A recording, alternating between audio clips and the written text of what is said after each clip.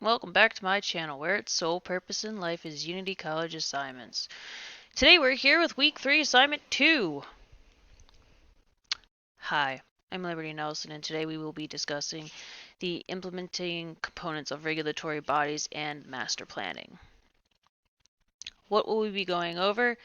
Constraints and considerations for regulatory bodies, legislation, master plan, the design, how it's changed, and our sources. Constraints and considerations for regulatory bodies, the AZA, OSHA, USDA, Tennessee Code annotated, in other words, laws and permits. TOSHA will explain, I promise. The AZA, they have two care guides, one very simplistic, and that's the one that's on the bottom. And then they have one that was rather in depth with about 7 sections. And in the top section, it mentions abiotic environmental variables. In other words, it expresses to you how large the paddocks are allowed to be. It expresses how tall your barn is or is not allowed to be. For example, the bull barn needs to be at least 24 feet in height and it cannot have any wires exposed or anything that become dislodged when an elephant grabs it, and hopefully if you do this correctly the elephant won't be able to reach it. The USDA under section 3.127 subsection D, it explicitly states the perimeter fence. Elephants, if the fence is less than 6 feet high, it needs to be improved in writing from an administrator, and it shouldn't be less than 8 feet. Tennessee Code annotated. Well, this explicitly states that elephants are dangerous to humans, which they very well can be, and that you need a permit, and it should only be kept in a zoo or a circus. TOSHA. So OSHA is mom, TOSHA is the child seeking approval from mom. And they create what is called state plans, and state plans are OSHA approved workplace safety and health programs operated by individual states or U.S. territories. Constraints and considerations via legislation. Thanks to the good old USDA, in 1966 it was passed by Congress, the Animal Welfare Act, and they told the United States Department of Agriculture, it's your job to make sure that these rules are followed. And thanks to the USDA, we have rules like these. And they're not bad rules, they're just there to make sure that you and the animals are safe. TOSHA. Standards and rules. Under the TOSH Act, employers are responsible for providing a safe and healthful workplace. Are you aware how many people have passed on due to an elephant incident in the zoo? There was also a fine written up about a rhinoceros. That was unfortunate.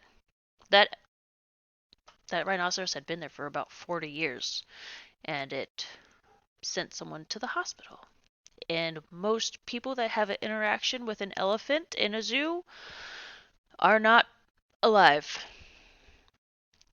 Tennessee law, facilities used in housing or transporting animals. Wildlife housed in dangerously unsafe conditions excuse me, this is a difficult word for me, constituting a threat to human safety shall, at the direction of agency personnel, be placed in agency-approved facilities at the owner's expense.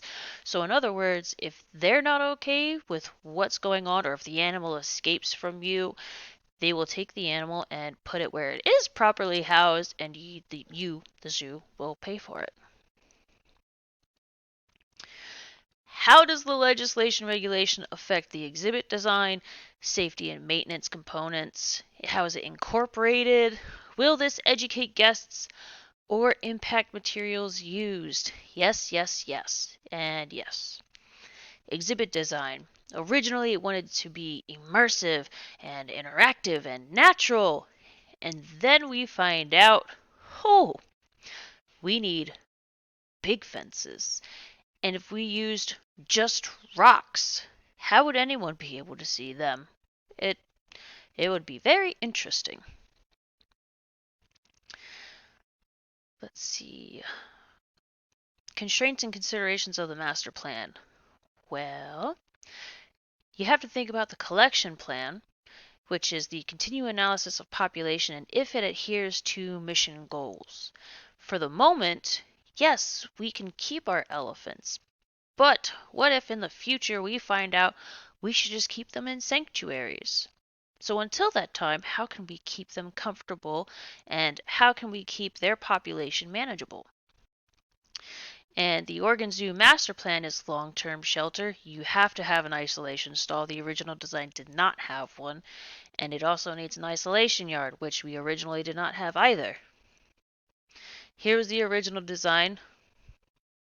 Missing a lot of things like access to this area for the zookeepers, no isolation yard. Here's a proposed plan, a new proposed idea. The vet clinic would be here, disengage area here and here, viewing station, so we could have monitors and they could view the vet clinic and the inside of the barn. The isolation is strictly a no-go zone. This area would be, as you can see, branched off. Water, interactive info, a mud hole, another pond. What's not shown is the coin-operated binoculars, the staff-only entrance, more information, and oh, I apologize, I have staff-only entrance twice. Well, that sums it up. Here are my sources, and thank you for your time.